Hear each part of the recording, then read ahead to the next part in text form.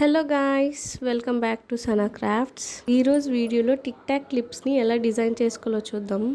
ముందుగా B7000 గ్లూని lower సైడ్ని stick చేసుకొని మనము 6K ఐ షేప్ కుందన్స్ని స్టిక్ చేసుకోవాలి. క్రాస్ షేప్లో ఐ షేప్ కుందన్స్ని స్టిక్ చేసుకున్నాక స్క్వేర్ షేప్ స్టోన్స్ని స్టిక్ చేసుకోవాలి.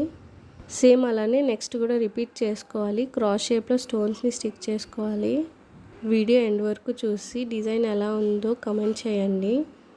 మన వీడియో ఎవరైనా ఫస్ట్ టైం చూస్తే సబ్స్క్రైబ్ చేసుకోండి. ఇలాంటి మంచి వీడియోస్ నేను డైలీ పోస్ట్ చేస్తూ ఉంటాను.